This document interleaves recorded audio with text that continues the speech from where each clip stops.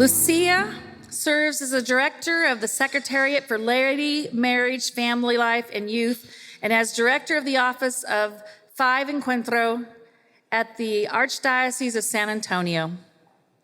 She co-hosts Creados para Amar, Created to Love, a television series aired on EWTN Español, and En el Día a Día con Ricardo y Lucia, In the Day Today with Ricardo and Lucia, a weekly live radio program that airs on the EWTN Global Catholic Radio Network in Spanish. With her husband, Dr. Ricardo Luzondo, she co-founded and directs Renovación Familiar Family Renewal Ministries, serving marriages and families in the United States, Latin America, and Europe. She was a presenter at the World Meeting of Families in Philadelphia in 2015 and the Convocation of Catholic Leaders in Orlando in 2017. And Lucia is the mother of one son, Sebastian.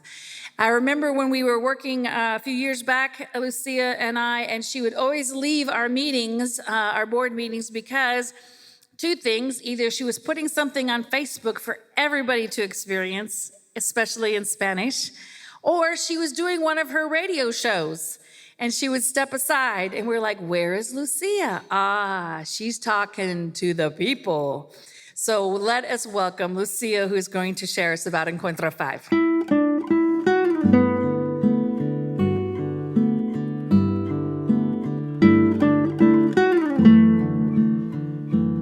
What an honor to be here with you this afternoon. It is a privilege to be sharing with you this hour to talk about a topic that is the passion of my life. And I can probably appropriately speak to this reality, this multicultural reality of the Hispanic presence in the United States, the Hispanic Latino presence in the United States, appropriately because I call myself the perfect hybrid.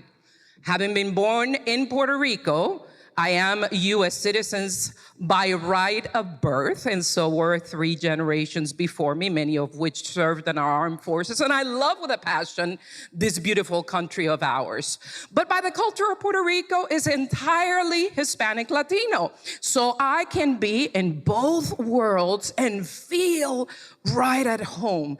That's why multiculturality and being a liaison between two worlds that can be so different, but that cohabit in this great nation of ours, it is a passion of my life. And that combined with the ministry that moves myself, not only myself, but my family, my husband Ricardo, and our son Sebastian, which is the ministry to marriages and families. What a powerful combination. And in this talk, the new evangelization in the family, in light of Evangelii Gaudium, the joy of the gospel, and the 5th encounter, the Quinto Encuentro of Hispanic Latino ministry, I'm going to talk to you about some important data about the Hispanic community, the Hispanic presence in the United States. And I'm also going to talk about how Evangelii Gaudium and the 5th encounter process that is happening in our nation right now, which you may or may not know. Who knows? At least that it's happening. Let's see. Way to go. Who really sort of understands for real what it's all about? That's what I want to clarify today. And how the Hispanic Latino experience can actually illumine all of us as a nation and as family life ministers on how to minister not only to this wonderful community, but how to evangelize better to actually accomplish the work of the new evangelization in our country.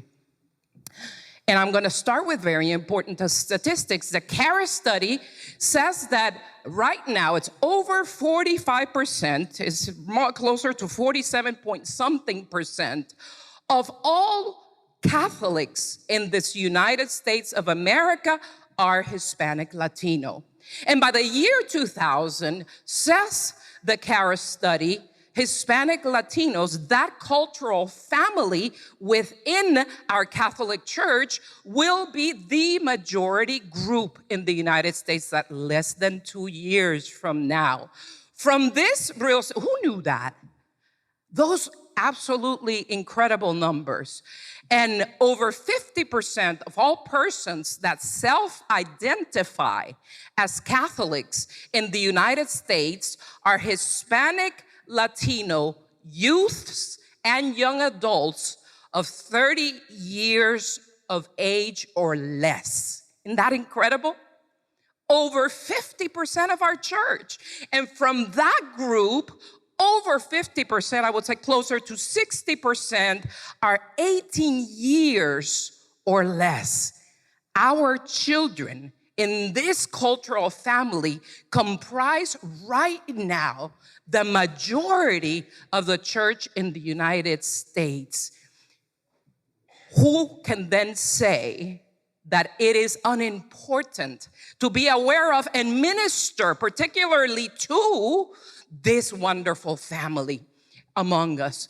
And another alarming statistic is that we lose, once we have our children in our parishes, in the embrace of our church, and they actually go to college, by the time they graduate, but in greater numbers, by the end of the first year of college, we have lost 90 to 95% of them to the faith. We have lost them.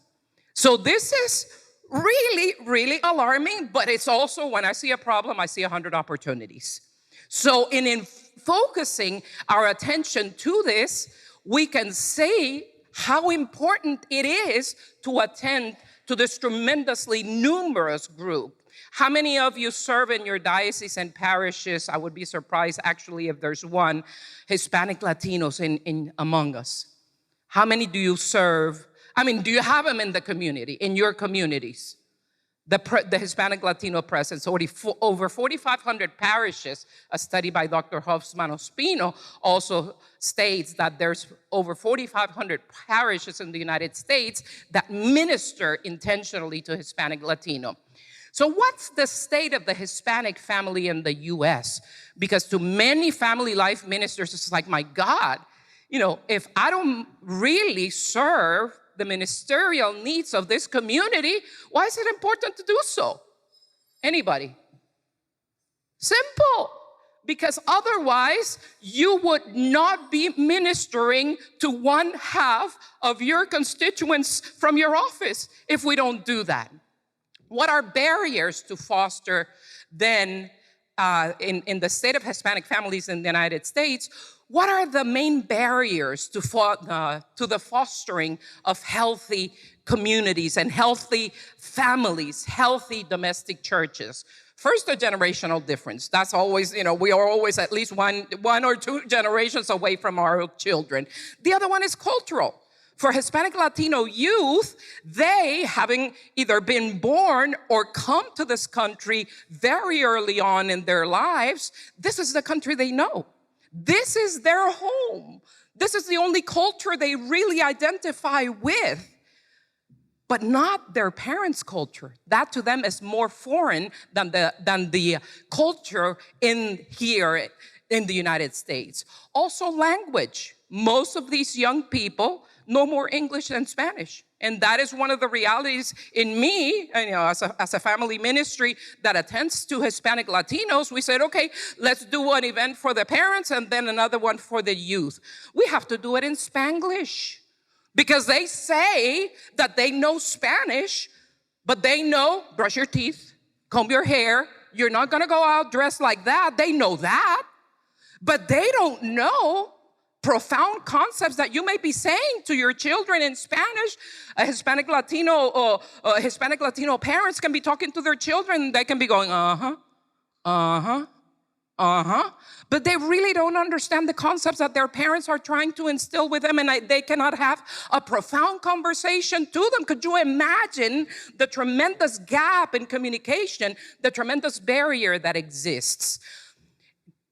Not only then language, but technology as language. And I'm going to talk about that in a challenge that is upcoming. So hold on to that, because young people today express themselves differently than we do. Also, Hispanic Latino youth have an identity crisis. There's a song, there's Hispanic people here, right? No soy de aquí, ni soy de allá. I'm neither here nor from there. Because for Hispanic people, when they're with natives, or when they go back to the country of origins of their parents, to them, they're American. To them, those kids are American. But then here in the United States, if they're Gonzalez or Garcia Rivera, even if they've been here for 5 generations, to the general culture, they're Latinos. So they do not feel that they really fit any place. By their own nature, they feel displaced and lost. So that is a tremendous barrier to fostering good family and social relationships. Also, immigrant families, mostly, except Puerto Ricans, we're not immigrants. We just grab up our bags and arrive. Okay, I have arrived. So everybody envies Puerto Ricans because of that. Anyway, to the majority of the people, there is an excessive workload. Many people come here to come ahead financially. They have 1 or 2 jobs. They have jobs that sometimes the mother works during the day and the father has the night shift in the same place. They hardly ever see each other. This limits family time. And many times they say, and I think all parents may be guilty of this, if you had limited resources when you were little, you say, I'm gonna work really hard and my children are not gonna lack what I lacked, right? Well, that happens a lot to Hispanic Latino families. Therefore, they work and work and work and work, and they give them. And they buy them the iPhone, the iPad, the iTouch, the iDeo, how many little gadgets that we give to the children, but they don't have time to give them what we all know is most important, our presence, our time, and our attention. And that is what they lack. And this also makes people in general focus on material things instead of matters of the heart and matters of the spirit. Also, there's immigration uncertainty. In the current laws, there may be changes. There haven't been that many. I'm an immigration attorney. I'm a Juris Doctor. I'm a licensed attorney in the state of Florida. I practice family law and immigration law for over 20 years. And I can tell you that most of the fear is media created. Because in the first 2 years, there weren't that many changes. It was more a fear implanted because of a discourse that was disliked. There wasn't a real change, a significant change in the immigration laws. There's more enforcement, but of laws that have been on the books for 40 years. And the media doesn't say that these immigration problems have been a severe problem in our country for previous administrations, at least, in the last 40 years. But now it makes the news. That's the difference. And people are afraid. So even if there's no real basis for their fear, the media and the culture has really spread such a horrific fear that a lot of these young people really live in fear, especially our folks from DACA, which should have been a DREAM Act, because that was, in my opinion, that was a bone thrown. That was not a good remedy at all. Something needs to be done about these children that were brought when they were little, but that's another point for another moment. And potential new laws that can change the family dynamic. Also, another significant point, and the rest of the ones that I'm going to talk about right now, are points that affect all children, not only Hispanic Latino children. First is the culture, which especially affects millennials and Generation Z. The culture affects principally these groups, and the first point, is individualism. Me first, me second, me third, me fourth, me fifth. And if there's any little time left, me sixth. What's in it for me? Give me, treat me, consider me. keep me entertained. Everything's boring today. If you don't catch somebody's attention in 3 seconds, you lost their attention. If you cannot, convey a message in the 140 characters of Twitter or even less characters in Snapchat, you are not connecting with today's youth. Also, hedonism. Hedonism is rampant. Well, what is that? We all know. If it feels good, I'll do it. It doesn't matter who it affects. If it feels good, it's a feel-good society that comes, and that would be another topic entirely of how we landed in this culture of immediate gratification. And that's a reality for our youth, and that's a reality for parents in the family setting to confront when trying to minister to these young people. Also, the minimization of the concept of marriage. It's like, what for? That's a story. That's a chain. Just put me the chain and block it here. Forget I'm going to lose my freedom. That is the norm today. Also, the need for safety, rendering marriages as unsafe. In our Region 10 meeting, we have a tremendous region. And this last time we were hosted in Austin by Dr. File, very multicultural group, praise the Lord. And we had a wonderful talk about discernment on marriage. And we're talking about why are young people not wanting to marry today? And they were talking about the pyramid of the basic needs of the human person, the bottom and most basic ones being food, shelter, clothing, etc. Okay? But they pointed out that their research, this couple that are PhDs that are doing, it's the Center for Culture and Family of Austin. Keep a watch on them. They are fantastic, doing really avant-garde work to promote marriage discernment among the young people and their young people themselves. So watch for them. And they taught us that the most basic and most important need for young people today is the need of safety, even in their thoughts. That's why in colleges, you find out today about these safe zones where I could be there and nobody will think different than me, and they won't dare to express that they think differently than me because that will offend me and that will crush my feelings.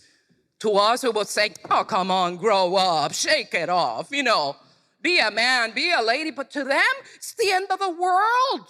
It really is. And if we don't understand as a family that is a reality, that they need safety, that's why they cling to their little groups where everybody dresses the same, where everybody thinks the same way, where everybody can do whatever they need to do. But they consider one of the worst thing about this whole safety issue is that they consider marriage as an unsafe state of being. Why? Because they've seen the disaster of the marriages of their parents or of their friends. Because they have to, in marriage, you have to gift yourself as a gift of life and love to the other person. And real conjugal love is self-sacrifice. It's sacrificial. And you give it all. You don't keep anything to yourself. You become the gift of life and love for your spouse.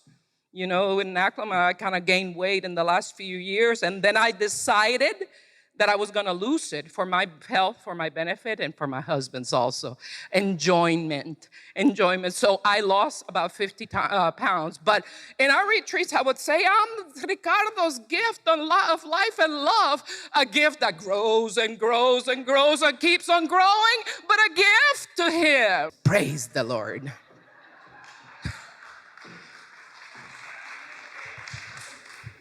But you have to become vulnerable in marriage, and they don't like that. That to them is unsafe. I can end up suffering. I can end up hurt, and I don't want it. That's why they prefer cohabitation. Let's give it a try. Why buy the car when you can lease it? And if it doesn't work, you return it. But they don't understand that precisely the opposite is the danger.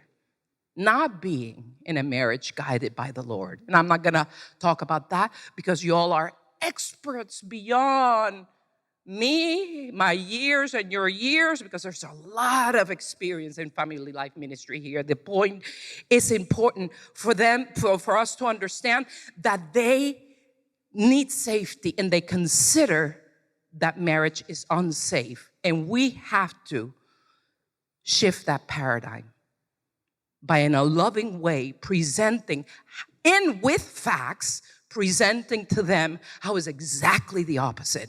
How it's a lie of the enemy of God and a lie of popular culture to state this when it is the contrary, because we all know the benefits of marriage in every sense of the word.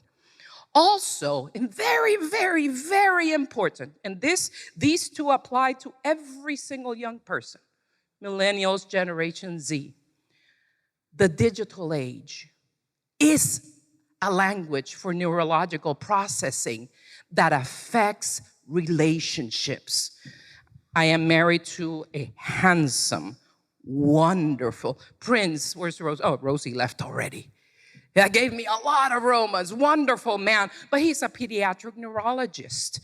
And he and I are studying profoundly the neurobiology and the neuropsychology of millennials and Generation Z, because it's being proven scientifically that they are, to say it in lay terms, wired differently. Their neurological connections are different. That's why a lot of young people don't like reading books, because they receive content how? They receive content with immediate images, information that is already produced. They get on YouTube and they learn everything they need to learn. So there's neurological processes in their brain that have no need right now. And when you actually don't activate certain actions of life, the neurological connections disconnect. And you don't process that way anymore. And that reality is affecting not only the way they learn, but the way they enter and stay in relationship. Right now, people text to each other. I have our son, 17 years old, and I said, call the girl. Grab that phone and call her. No. It's a brief text, and that's it. That's why when they have to enter into a profound relationship with someone, eye to eye, heart to heart, body to body, it's like, what do I do? Can I sort of send a sideways picture? Because, I learned that you cannot even send a straight picture of your face because that would be awkward. They do pieces, God love them. I mean, they have a tremendous potential. I'm in love with millennials and Generation Z because I tell you all of these things, but to me, they're geniuses. And they are potential locked into a human body because the way they process life makes them courageous, makes them driven, but we have to understand that. That's why we have to really engage in a new evangelization, in new ways on how to arrive at the heart of the present of our church, without which, what kind of a church are we going to have in 40 or 50 years? How many Catholics are we going to have if we miss the boat with this group that is brilliant? I'm looking at a few of them here, and I see myself in them with 10 times more potential, and they can change the face of this church. But we have to learn how they process and how they enter into relationship so we can accomplish the task of evangelization with them and help them in their family situations. How do we serve this cultural family? Hispanic Latinos, going back to Hispanic Latinos? Key, simple. It's not, let's debunk this. We see other cultures like, ooh, the black cloud. And it is the blessed concept of the otherness. They are the other and not my group. To them, I am the other. And why do we have this concept that lifts such great barriers among all of us, among families, among cultures, among people in the church? Because we don't take the time to encounter them, to get to know them. How then, I said, Hispanics really, I hear this from everybody. Remember, I'm in both worlds with directors and everything. They don't want to be reached out to. They want to do their own thing, have their parallel church. They kind of look at us funky. And it's really, you know that they think exactly the same way because I minister in both areas? I said, many, especially the simple people of the Hispanic world, sometimes they even fear American people. They see the authority. They see people that potentially look down on them. They don't know what's in the heart. So they go many times to their own place really out of fear. But if you were to make the effort to reach out, and that's what's going to lead us to Encuentro, to reach out, to get to know them so that we both tear down the fears. And I see somebody that does that quite well right here, Miss Colleen Gerke, immediate past president of this great association, NACFLM. She speaks Spanish, not perfectly, but she does enough, but she launches herself. Her pastor told her, do the catechetical program. Which one was it? First Communion and Confirmation.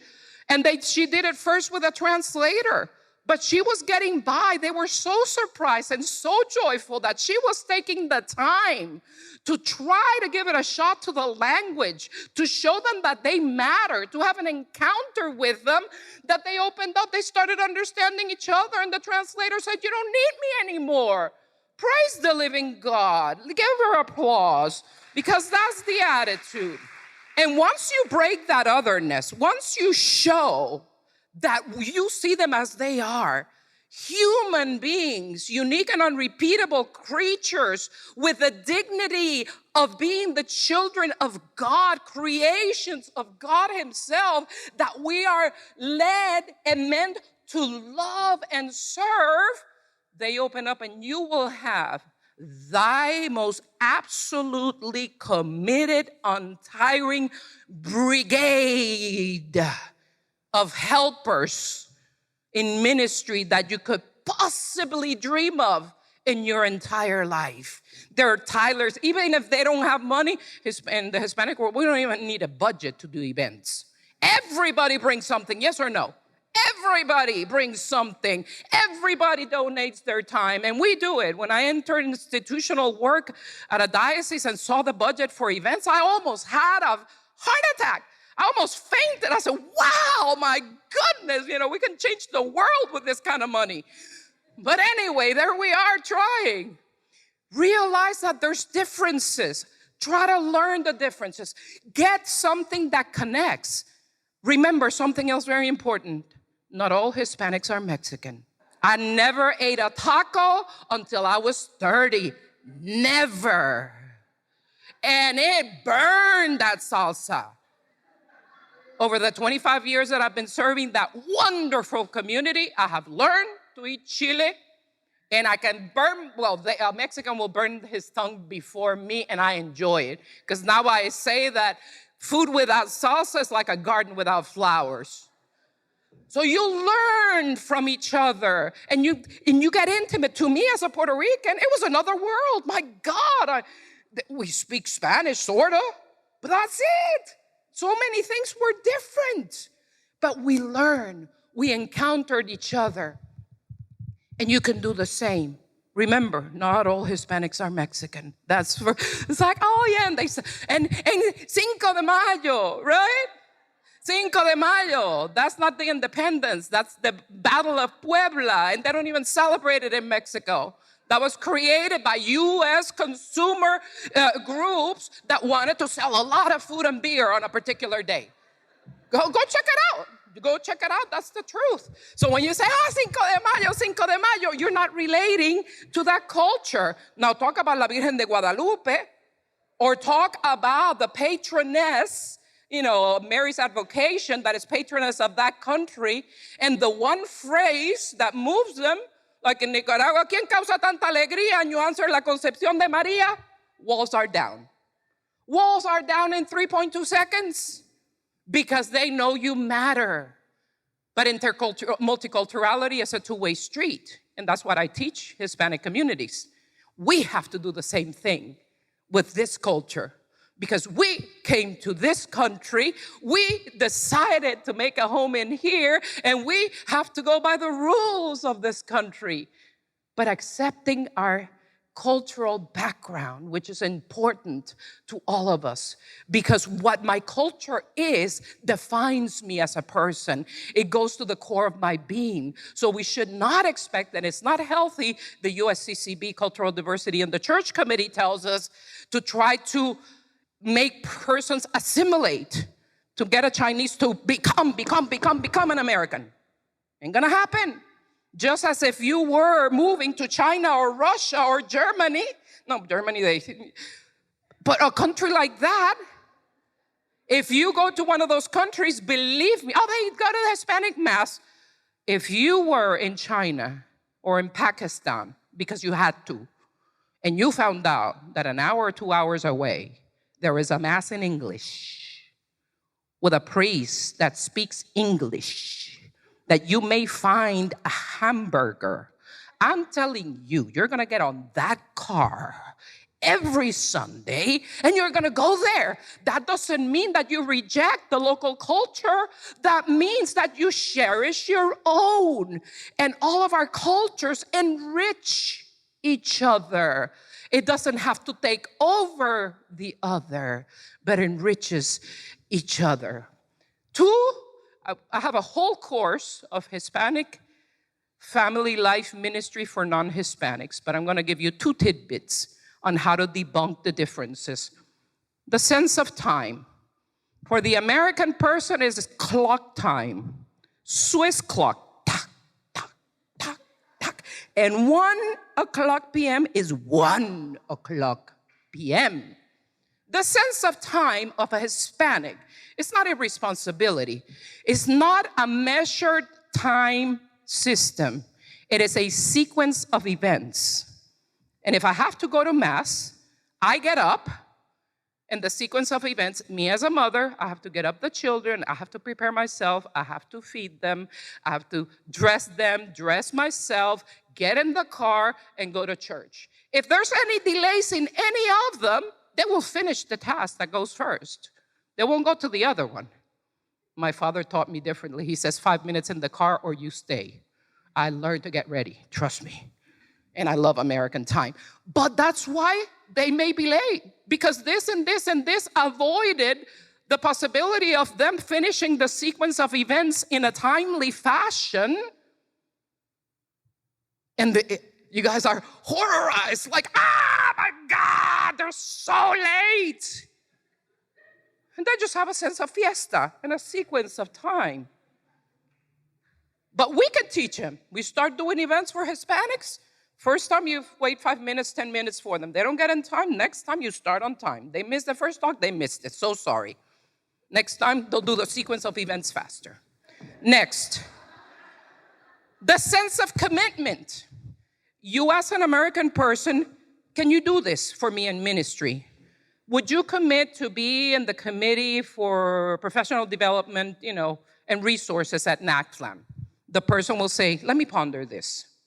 They'll go to speak to their spouse. They're gonna see their calendar and their availability. They're gonna check their bandwidth.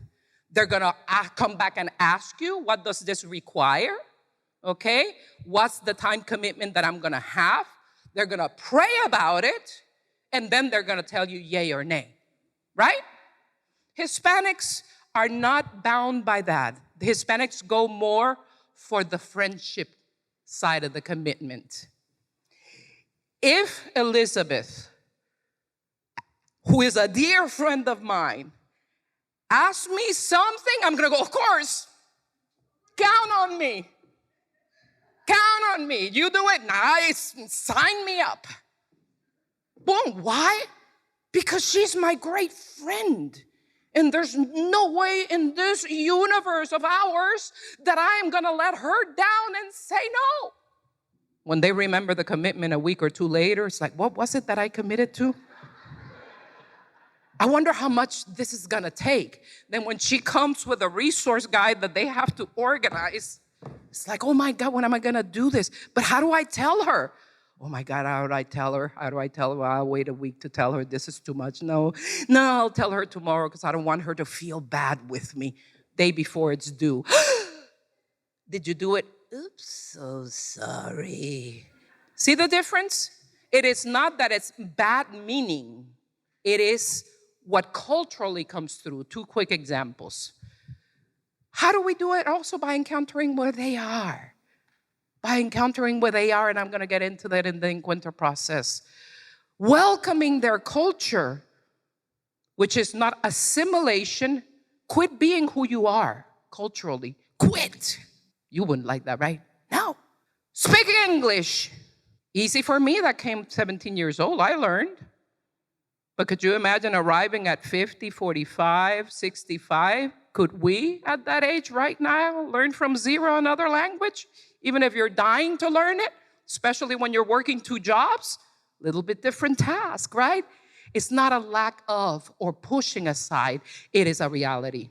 Bring them to the table, to invite them. There's a marvelous course from the Secretariat for Cultural Diversity in the Church called Intercultural Competencies for Ministers. And it talks to you about the 5 steps of actually having an intercultural parish and to including the people, not by the norm. Okay, let's open a Spanish mass. Done with Hispanic ministry. Invite them to the table. Invite them to the parish council so you can have that voice. Make decisions together, and you will get the most committed members of your community if you make that effort. Bring them to the table of decision making. Good news, however, for family life ministers about Hispanic young people. The positive childhood family experience among Latinos. Look at the first question. While growing up, my father and I had a warm, close relationship. 30% strongly agree, 24% agree. More than half had a positive view of their childhood with their father.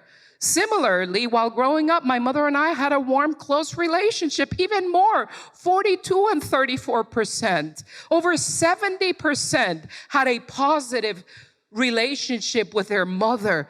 There's something about parenting from Hispanic Latinos that we all can benefit from. And that is the sense of family. To us, a family is not mother, father, children, that's it. To us, it's mother, father, children, grandparents, aunts, uncles, cousins, neighbors, and the dog in the corner who comes daily to eat at the house. Their family. So that sense of bonding and needing each other, even if they fight, they're there when they're needed. That has something that we need to study to use it for our benefits. Hispanics, contrary to American people, so they say, and you tell me if I'm wrong, I wish, they're 18, they go to college, and I'm done, right? Go, go, go. Hispanic parents are dreading that moment.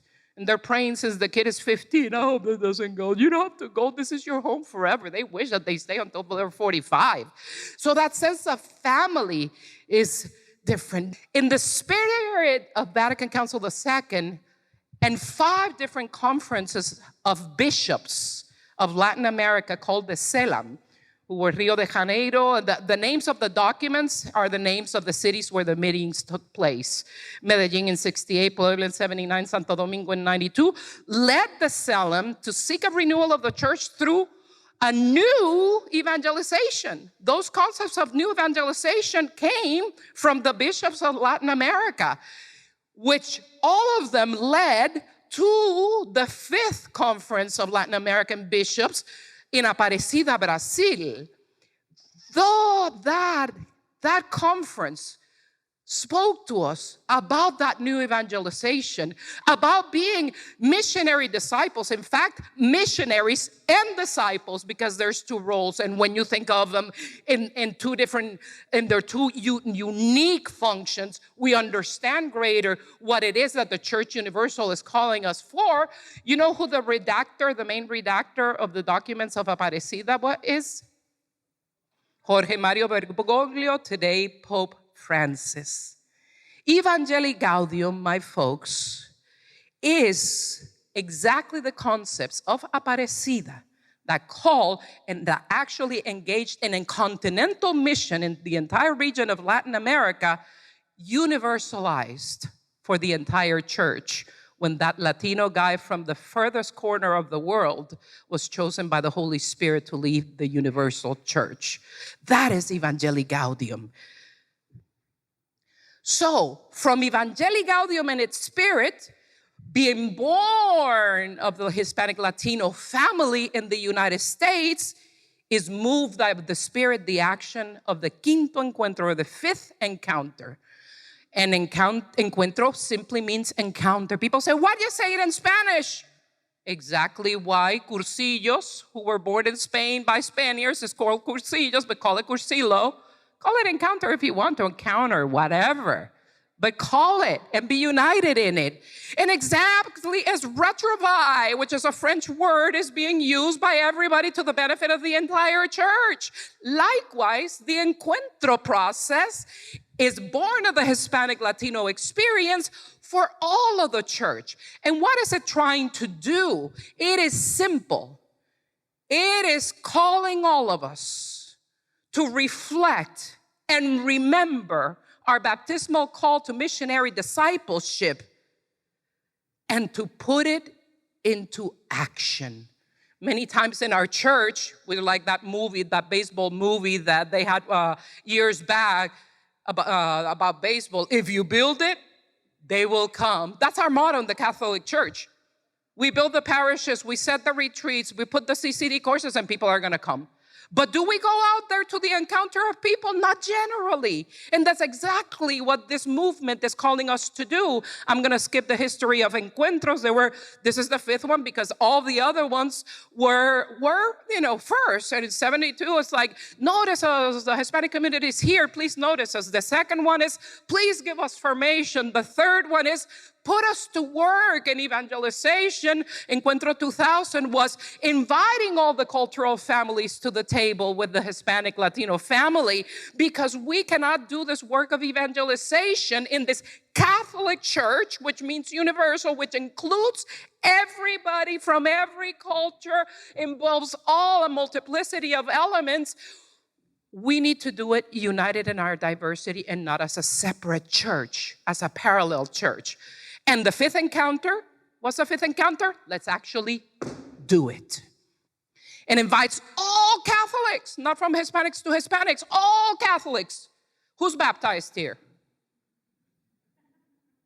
You have a call to missionary discipleship. All of you are fried, all in the same boat, called by virtue of your baptism to be missionary disciples. And it's a process of missionary activity because people had to go out and continue to go out to reach others outside the embrace of the church. They went out to primeriar, which is take the noun primero, first, and made it a verb. Our Pope, he coined the phrase, primeriar, do it first. Because why? The Lord did it first. Because he loved us first. And how did he teach us to do that? In the passage of Emmaus, which is the basis of the Quinto Encuentro. The 5 sessions of the fifth encounter are the 5 steps of evangelization that the Lord Jesus taught to us. The first one is go to the encounter of. He went to the encounter of those guys in Emmaus, and then he gave them a leading question, right? And then they were talking. He just what are you guys doing here? Are you the only one that doesn't know what's happening? What happened in Jerusalem? And then off they went, spilling their beans. That's exactly what we need to do. Go to the encounter, ask those leading questions. How are we doing as a church? Do you think that the church is serving you? We're here because you matter. Then what did the Lord do? Did he keep on talking and he start preaching? No, he shut up. And he Are we alive? He listened. He listened to them. Their hopes, their dreams, their challenges. Encuentro. Then what did he do? He accompanied. Like the Reds mentioned in their keynote yesterday. We have to walk with that process with the people. And then they shared, right? They had dinner together. Then the Lord revealed himself to them as to who he was, the process. And they celebrated in the celebration of celebration, which is the dinner table that to us today is the Eucharist. We invite them to come celebrate with us, be part of. We listen to hopes and dreams. That's new evangelization. Of course, in talking to people, you get a consultation of how we're doing as a church. And when you send people to the encounters of others and you train them to do this process, you lift leaders. So you develop leaders in this process. In San Antonio, we raised 991 new leaders, evangelizers in the church in the Encuentro process. And then, of course, when you study how you're doing as a church, because you take surveys from them that you jot down, their hopes, their dreams, their comments, you learn new best practices, all in the spirit of the new evangelization. This conference is about the new evangelization. Let's talk about it. What is the new evangelization? A new gospel? A new gospel? No. It's evangelizing the same message with new ardor, through new methods, and with new expressions. That's why when I heard the Barretts yesterday with their avant-garde way of reaching out to new couples that serve actually the couple that is ministering to, I said new evangelization, new methods. Because psychology says what? If you keep on saying the same thing, thinking the same way, and acting the same way, and doing the same things, that's the meaning of insanity. We as a church must be crazy to think that if we keep the status quo, doing CCD, doing evangelization efforts in the same way that we did before, we're going to make a difference. And we have to do it with passion. It starts as a grassroots, calls us to be missionary disciples, and everybody participates and looks for people in the peripheries. A lot of people think that the peripheries are the people, the marginalized and everything, and they are. But look at the definition for Encuentro. For the purposes of the fifth encounter, the peripheries are places where our sisters and brothers are vulnerable, excluded, treated as outsiders, living in fear, isolated, ignored, invisible. Many Hispanics are in this position, but many other people from other races, from other culture are too, feeling that they do not belong to their parish community. That could be the neighbor that has been coming to the parish for 5 years and nobody has taken the time to ask for their name. And we're asked to do this with a joy of the gospel. So the objectives are called, you as Catholics become authentic and joyful missionary disciples. There's more purposes, but I'm going to stop in there in the interest of time. Calls all of us to be real, to answer that call to the new evangelization, and to do it joyfully. How many times we sit in the same parish for 30 years, and a family comes that has never been in that parish, and that lady in the front pew gives them the dirty look and tells them, how dare you sit in that pew? My pew. I've been sitting there for 1,392 days, 2 weeks, and 3.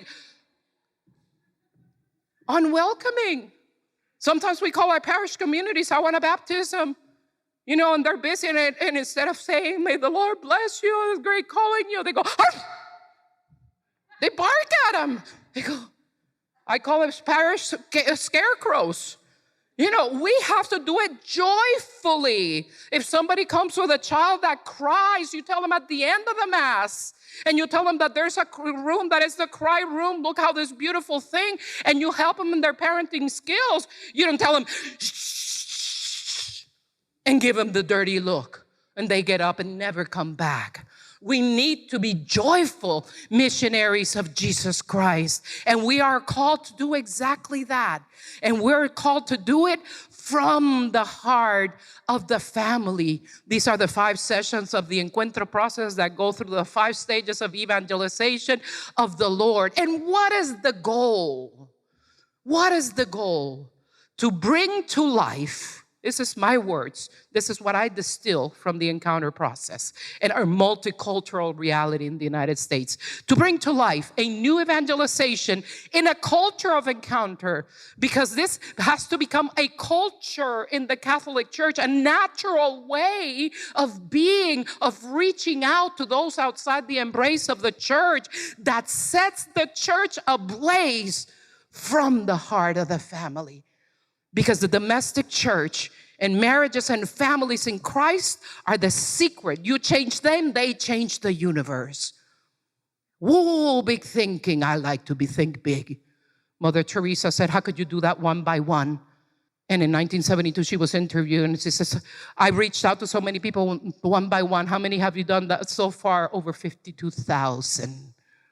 Because she was committed and because she knew how to love and put that love, being witnesses of God, of the Lord, being witnesses of His love is acting like Him. And that's what we have to inject in our communities.